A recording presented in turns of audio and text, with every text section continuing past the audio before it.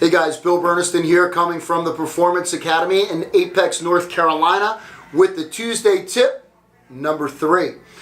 The last couple of weeks we've been talking about the importance of nutrition, talking about different sources. Our macronutrients, right? That's our biggest energy sources. We talked about proteins last week. This week we're going to talk about carbohydrates, and next week we'll talk about fats. So when we talk about carbohydrates, a lot of us, we all hear about carbs. Carbs kind of get a bad name regarding weight control, things to that nature, or weight gain, I should say. But what we really have to start thinking about is the role that carbohydrates play in our lives as athletes. One, carbohydrates, the most important source for energy production. That's where we get our fuel from. So the way that works is your body brings in carbohydrate, okay? It's then converted into blood glucose or blood sugar, right? And then also whatever glucose we don't use that's in our blood, it gets stored in our liver and also in our muscles, okay? And we also know that as muscle glycogen, right? So our body has a place to pull from in the event that we need some fuel, right? So that's where we go with that.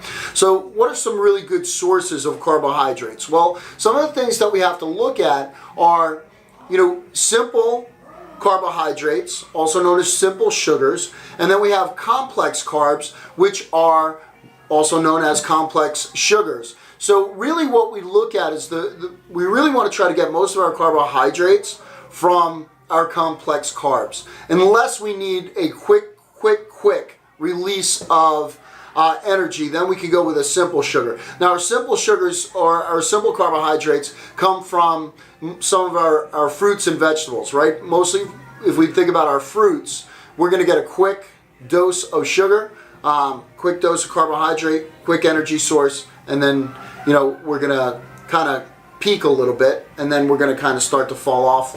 So we want to make sure that when we choose our carbohydrates, we choose wisely. They are not all created equally. So when we talk about these complex carbs, we start thinking about, also known as our starches, right? We start thinking about taking these carbohydrates like a baked potato, sweet potato.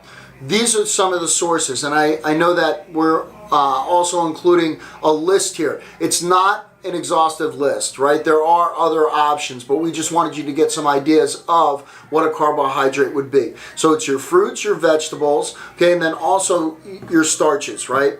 So when we start thinking about how do we choose these, we need to make sure that we choose ones that are lower in what we refer to as the glycemic index if we're looking for long-term fuel. If we're looking for quick fuel, those are ones that are higher on the glycemic index, right? That means that we're going to be able to get our energy in pretty quickly, and then we'll get them out. Now we also want to start thinking about our fruits, right? A lot of our fruits and vegetables that we take also have roles in our body. They're carbohydrates, but they also have a healing role. They also help us with some anti-inflammatory, and they can also help us in other ways as well. So we need to make sure that we're getting fruits, vegetables, and we want to kind of stay away from things like bagels and bread.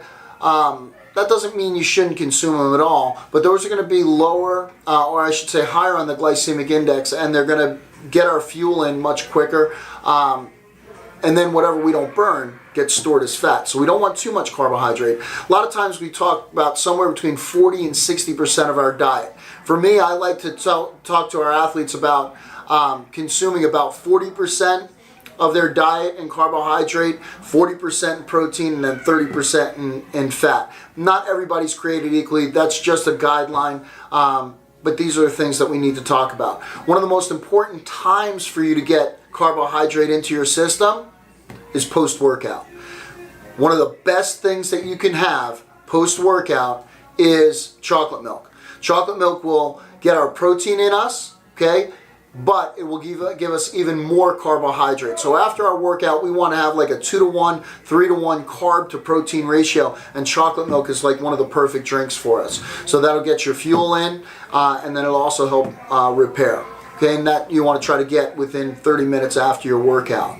So these are just some ideas of, what carbohydrates do, again, main fueling system of our body. That's where we're going to get our energy source. So that's really important that you understand that. Have to have carbohydrates. Okay, and then also they add an anti-inflammatory and antioxidants, things of that nature in our body as well. So don't forget your carbs. Don't overdo it on the carbs, right? Choose wisely. Bag of potato chips versus a baked potato. Not created equal. Both carbohydrate, but not really what we're looking for in that bag of potato chips. So I want you to make sure that you make good choices. Think about it. And obviously, if you guys have any questions, don't ever hesitate to reach out to one of us here at TPA. We'll help you any way we can. Bill Berniston with Tuesday's Tip.